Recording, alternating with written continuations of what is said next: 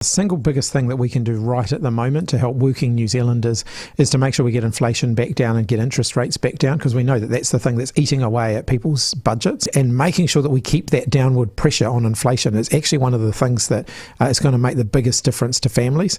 If we look at areas like reducing taxes, for example, we know that that's most likely to keep, right now, that would keep inflation higher for longer. So any benefits that you got from a tax reduction would be more than gobbled up in that ongoing rising cost of living.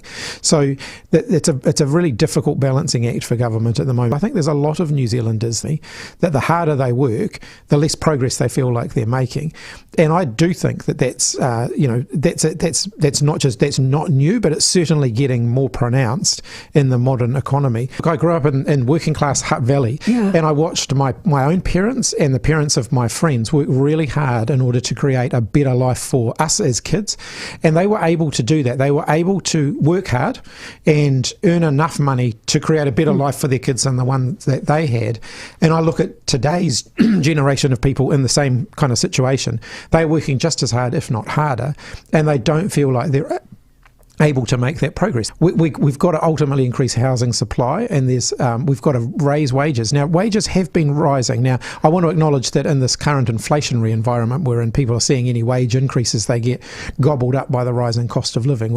And the private sector is currently outstripping the wage growth in the public sector, and that's a sign that actually the economy is working to raise wages, and that is a good thing. Increased wages are ultimately better for New Zealand. I don't want New Zealand to be a low wage economy where people struggle to, through all their hard work, where they struggle to actually get the basics.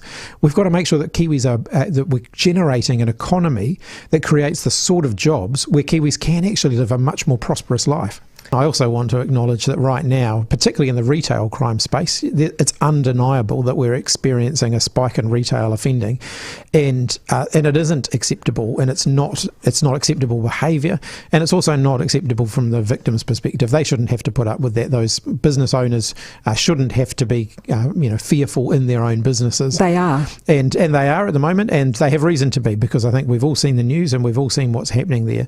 We do have to do more in that space. Now, overall levels of offending in that retail crime space are totally unacceptable. So we've got to continue to up the pace there. I'm not doubting that for one moment.